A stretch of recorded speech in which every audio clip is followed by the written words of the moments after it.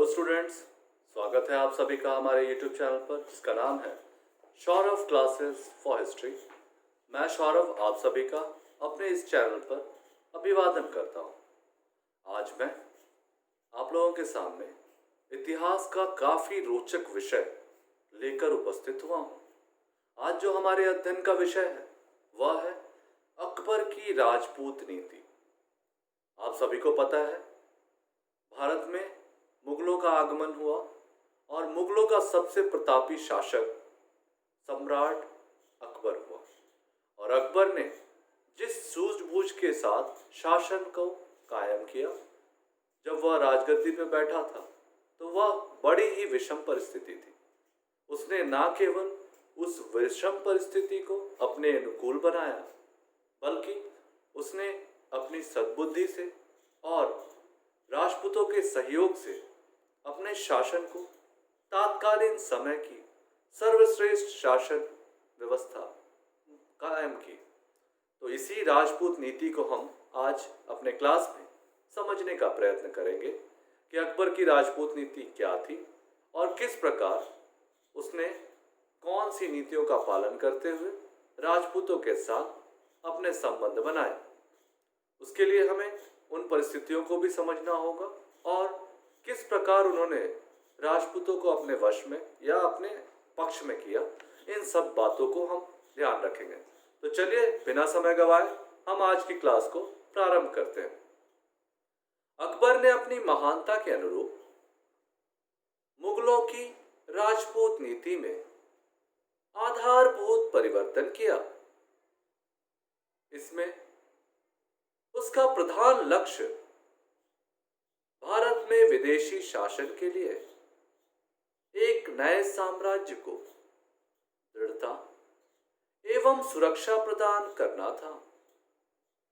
उसे देश में ऐसे मित्रों की तलाश थी जो उसे समर्थन और सहयोग दे सके। राजपूत अपनी वीरता और शौर्य के लिए विख्यात थे। अकबर ने यह अनुभव किया कि राजपूतों से शत्रुता मुगल साम्राज्य के लिए घातक हो सकती है और उनकी मित्रता अवश्य ही मुगलों के लिए उपयोगी साबित होगी। अतः अकबर ने राजपूतों के साथ जो व्यवहार किया वह उसकी विवेकपूर्ण, उदारतापूर्ण एवं सहयोग की नीति पर आधारित थी। अकबर ने यह अनुभव किया था कि भारत की अधिकांश जनता मुगल राजवंश को विदेशी समझती थी। यह भावना नूतन मुगल साम्राज्य के विकास के लिए अवरोधक थी। मुगलों ने अफगानों को पराजित करके उनसे भारत छीना था। अतः अफगानी मुगलों के कट्टर शत्रु हो गए थे।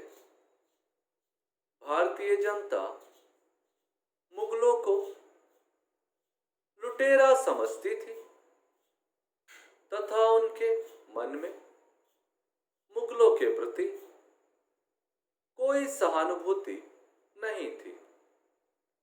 ऐसी स्थिति में एक स्थायी, शक्तिशाली और विस्तृत साम्राज्य की कल्पना एक स्वप्न मात्र था।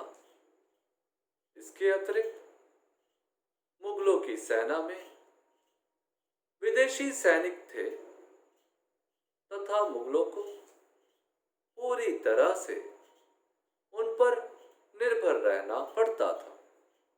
अकबर ने उचित ही ऐसा अनुभव किया कि वीर राजपूतों के सहयोग प्राप्त कर लेने पर उसे न केवल भारतीय सैनिकों की प्राप्ति होगी, वरन राजवंश पर राष्ट्रीयता की छाप भी लगाई जा सकेगी।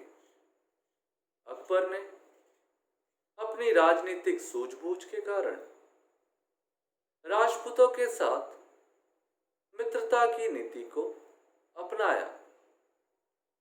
वह प्रथम मुगल सम्राट था जिसने यह विचार किया कि बिना राजपूतों के सहयोग से उसके इस लक्ष्य की प्राप्ति नहीं हो सकेगी।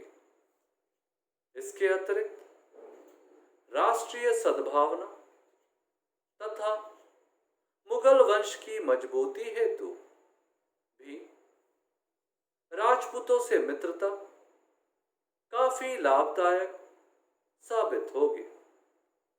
कुछ विद्वानों का मत है कि एक राजपूत की छत्र छाया में जन्म लेने के कारण भी उसमें राजपूतों के प्रति श्रद्धा एवं सहानुभूति की भावना का समावेश हुआ। कुछ विद्वानों ने उसके परंपरागत धार्मिक उदारता को भी इसका कारण बताया। उसके माता पिता, शिक्षक एवं संरक्षक सभी उदार चरित्र के थे। इसका प्रभाव अकबर पर भी पड़ा और वह अधिक उदार बना। अपनी उदारवादी भावनाओं से अनुप्रेरित होकर ही उसने राजपूतों के प्रति मित्रता एवं सहयोग की नीति का पालन किया। अतः यह कहना उचित नहीं होगा कि मात्र स्वार्थ के कारण ही उसने राजपूतों के प्रति उदार नीति अपनाई थी। अकबर की राजपूत नीति का उद्देश्य राजपूतों को अपने अधीन लाना था। इसके लिए उसने युद्ध और शांति की नीति का पालन किया। सर्वप्रथम उसने राजपूतों से मित्रता के लिए हाथ बढ़ाया। अनेक राजपूत शासकों ने अकबर के साथ शांतिपूर्वक संधि कर ली और उसकी अधीनता स्वीकार कर ली। कुछ राजपूत शासकों ने इसे अपना अपमान समझा और अकबर की अधीनता स्वीकार करने से मना कर दिया। इस प्रकार राजपूत शासकों में मेवाड़ के राजा उदय सिंह मुख्य थे। इस पर अकबर को अपनी युद्ध नीति को अपनाना पड़ा। संधि एवं युद्ध के उपरांत अकबर अपनी अधीनता स्वीकार कर लेने वालों राजपूतों को उनका संपूर्ण राज्य लौटा देता था तथा उन राज्यों का आंतरिक शासन व्यवस्था उन्हें सौंप दिए जाते थे। परंतु उन राज्यों की वैदेशिक नीति का संचालन अकबर अपने हाथों में ले लेता था। अकबर मुगल साम्राज्य के विस्तार एवं शासन संचालन हेतु राजपूत शासकों के सहयोग के लिए सदा तत्पर रहता था। इसी राजपूत नीति के तहत अकबर ने आमेर के राजा भारमल की पुत्री से विवाह किया। इसके पश्चात अकबर ने भारमल के पुत्र भगवान दास और पौत्र मान सिंह को मुगल दरबार में उच्च स्थान दिया। मुगलकालीन इतिहास में यह पहला अवसर था जब किसी गैर मुस्लिम को शासन के इतने ऊंचे पदों पर नियुक्त किया गया था। कालांतर में अकबर ने बीकानेर, जैसलमेर, मारवाड़, डूंगरपुर के राजपूत शासकों के साथ भी वैवाहिक संबंध स्थापित किए। अकबर ने वैवाहिक संबंध को राजपूतों के साथ संधि का एक आवश्यक अंग बना दिया। कुछ इतिहासकारों ने अकबर की राजपूतों के वैवाहिक संबंध की नीति की प्रशंसा की, तो कुछ इतिहासकारों ने अकबर के इस कृत्य को निंदनीय बताया। परंतु यदि हम सावधानी पूर्वक निरीक्षण करें तो यह प्रमाणित हो जाएगा कि अकबर की वैवाहिक नीति बिल्कुल अच्छी एवं सही थी, क्योंकि उसने सभी राजपूत कन्याओं के साथ उचित व्यवहार किया और उन्हें पूरी मर्यादा के साथ अपने महल में रखा। उन्हें अपने धर्म और त्योहारों को मानने की पूरी छूट दी। साथ ही साथ उनके संबंधी राजपूतों के साथ भी काफी अच्छा व्यवहार किया गया। अपनी धार्मिक उदारता के द्वारा अकबर ने राजपूतों के हृदय जीतने का प्रयत्न किया। अकबर प्रथम भारतीय मुसलमान शासक था जिसने वास्तव में धार्मिक भेदभाव को मिटाकर भारत की समस्त जनता को राष्ट्रीय सूत्र में बांधने का प्रयत्न किया। उसने 1563 ईस्वी में तीर्थ यात्रा कर, क्या था तीर्थ यात्रा कर? तीर्थ यात्रा के लिए जाने वाले यात्रियों को एक कर देना पड़ता था, जो तीर्थ यात्रा कर के नाम से जाना जाता था। तो उसने 1563 में तीर्थ यात्रा कर, 1564 ईस्वी में जजिया कर। जजिया कर क्या था कि जो भी गैर मुसलमान थे, अर्थात जो मुसलमान नहीं थे, वो किसी भी धर्म के थे, उनको अपने धर्म को मानने के लिए एक प्रकार का कर देना पड़ता था, जो जजिया कर के नाम से जाना जाता है। तो उसने 1564 ईस्वी में जजिया कर को समाप्त कर दिया। हिंदुओं को अपने धार्मिक अनुष्ठानों को पूरा करने की छूट दी गई और अब वे स्वतंत्रता पूर्वक अपने पर्व त्योहार मना सकते थे। इसके चलते अकबर को वित्तीय हानि भी उठानी पड़ी और धर्मांध मुसलमानों के कोप का भाजन बनना पड़ा, किंतु वह धार्मिक उदारता हेतु दृढ़ संकल्पित था। अकबर की राजपूत नीति का प्रभाव अत्यंत महत्वपूर्ण, चिरस्थायी एवं दूरगामी साबित हुआ।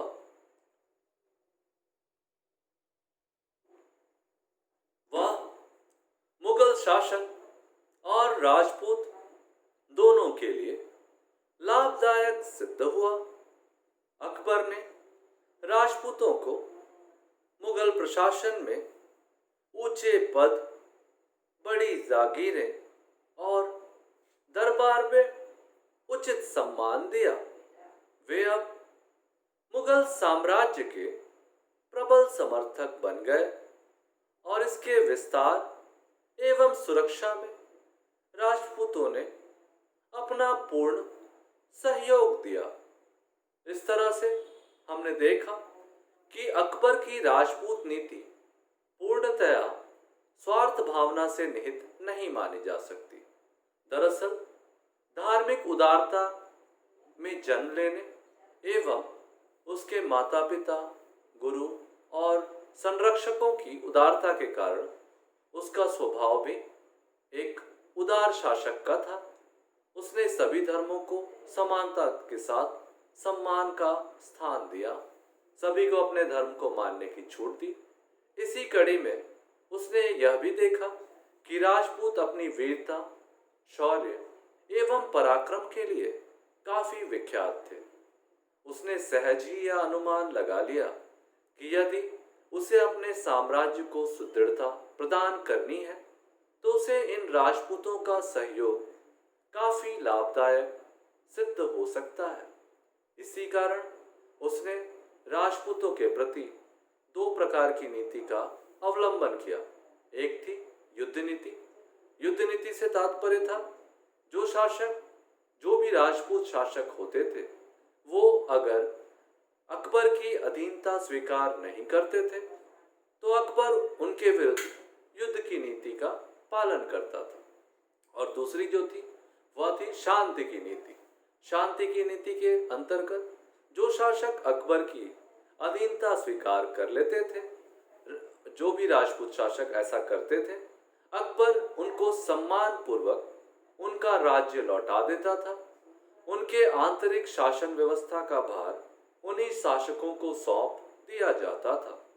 लेकिन उन राज्यों की वैदेशिक नीति अकबर अपने हाथों में ले लेता था। इस प्रकार की दो नीतियों के तहत अकबर ने कई युद्ध भी लड़े और कई शासकों को अपनी अधीनता स्वीकार भी करवाई। इसके साथ साथ उसने अनेक राजपूतों के साथ वैवाहिक संबंध भी स्थापित किए। इसके साथ साथ उसने उन राजपूतों को अपने राज दरबार में कई महत्वपूर्ण पद भी प्रदान किए। इस कारण राजपूतों का उसे सक्रिय सहयोग भी प्राप्त होने लगा। साथ ही साथ हिंदू धर्म में जो कुरीतियां जैसे सती प्रथा, फिर बाल विवाह आदि पर भी उसने प्रयास किया कि किसी तरह उसे नियंत्रित किया जा सके। यद्यपि इसमें उसे पूरी सफलता तो नहीं मिली, लेकिन उसके प्रयासों को सराहना अवश्य मिलती है। उसने तीर्थ यात्रा कर को 1563 में, जजिया कर को 1564 ईस्वी में समाप्त कर अपनी धार्मिक ज्ञान और अपनी शिष्टता का परिचय दिया। तो निश्चित रूप से हम कह सकते हैं कि अकबर की राजपूत नीति तात्कालीन समय की सर्वश्रेष्ठ नीतियों में एक मानी जाती है। इसने न केवल मुगल साम्राज्य के सुदृढ़ीकरण का निर्माण किया, बल्कि हिंदू मुस्लिम एकता के लिए भी एक मिसाल के रूप में देखी जा सकती है। क्योंकि काफी दिनों के बाद, मतलब अर्थात 1206 में जब मुस्लिम आक्रमणकारी भारत आए थे, उसके पश्चात 1526 में जब मुगल साम्राज्य की स्थापना हुई और 1556 ईस्वी के पश्चात जब अकबर दिल्ली का शासक बना, उसके बाद उसने पहली बार हिंदुओं को जो सम्मान और जो स्थान दिया वह उसकी राजपूत नीति और उसकी धार्मिक नीति का ही प्रतिफल था। तो कुल मिलाकर हम देखें तो हम जानते हैं कि यह नीति उसकी तात्कालीन परिस्थितियों की ही उपज थी और वह अपने साम्राज्य सुदृढ़ीकरण के प्रयास में इन राजपूतों के कारण ही सफल हो सका। इस प्रकार हमारा यह जो विषय है यहाँ समाप्त होता है। हम उम्मीद करते हैं कि आप इसे अच्छी तरह से समझ गए होंगे। यदि आपको इस विषय से लेकर कोई भी संशय या कोई भी आशंका है तो आप मुझे कमेंट में अपने सवाल भेज सकते हैं। हम आपके सवालों का यथाशीघ्र उत्तर देने का प्रयत्न करेंगे और हम उम्मीद करते हैं कि आपको आज का विषय काफ़ी अच्छा लगा होगा। हम नए विषय के साथ फिर से आप सभी के सामने उपस्थित होंगे कल की क्लास में। और आप लोगों से मेरी गुजारिश है कि आप सभी प्रश्नों को नोट करते चले जाएं ताकि आपको पढ़ने में आसानी रहे और आप मुझे सपोर्ट भी करें। और सपोर्ट करने के साथ साथ आप यह भी ध्यान रखें कि अभी कॉलेजेस बंद हैं, तो आप जितना जल्दी इन टॉपिक्स को समाप्त करेंगे ये आपके लिए उतना ही लाभदायक रहेगा। और मैं आपको यह बताना चाहूँगा कि यह जो विषय है यह काफ़ी महत्वपूर्ण है। सभी प्रकार की प्रतियोगिता परीक्षाओं के लिए, तो सिर्फ इसे एकेडमिक के लिए ध्यान में मत रखिएगा। इसे आप होल में पढ़ाई कीजिएगा और विस्तृत तौर पर इसको आप संरक्षित करके रखिएगा। तो इसी विश्वास, मंगल कामना और शुभकामना के साथ मेरा आपसे अनुरोध है कि घरों में रहें, सुरक्षित रहें और पढ़ते रहें। आज की क्लास मैं यहीं समाप्त करूंगा। धन्यवाद।